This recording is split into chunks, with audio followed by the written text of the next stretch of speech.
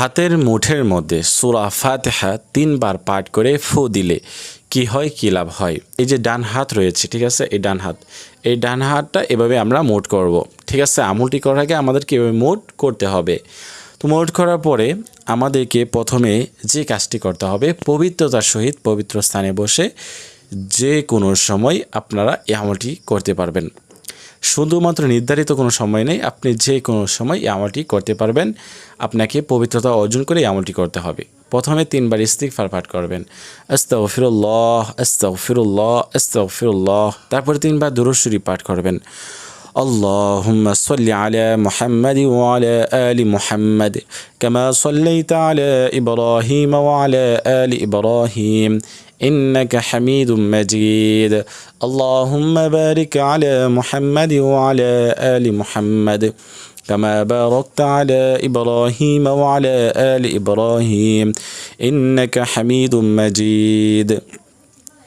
তো এই দুরূদ শরীফ আপনাদেরকে পাঠ করে নিতে হবে। তারপরে যারা এই দুরূদ শরীফ পারেন না তারা শুধুমাত্র ইস্তিগফার পাঠ করবেন, মানে দুরূদ শরীফ শুধু দুরূদটা রয়েছে এটা পাঠ করবেন, সাল্লাল্লাহু আলাইহি সাল্লাম সাল্লাল্লাহু আলাইহি সাল্লাম। ইস্তিগফার এবং দুরূদ শরীফ পাঠ করার পরে সূরা ফাতিহা আপনাদেরকে সহিহ শুদ্ধভাবে 1 বার বা 3 বার পাঠ করতে হবে। 3 বার পাঠ করবেন, আউযু বিল্লাহি মিনাশ শাইতানির রাজিম বিসমিল্লাহির রহমানির রহিম الحمد لله رب العالمين الرحمن الرحيم مالك يوم الدين إياك نعبد وإياك نستعين اهدنا الصراط المستقيم صراط الذين أنعمت عليهم غير المغضوب عليهم ولا الضالين।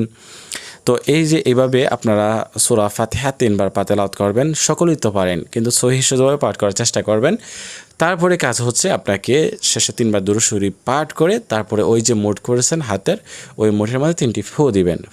ফু দিয়ে আপনি সারা শরীরটা এভাবে মেসেজ করে দিবেন। তো এর দ্বারা কী হবে, এই আমলটি করলে আল্লাহ তাআলা আপনাকে সুস্থ করে দেবেন।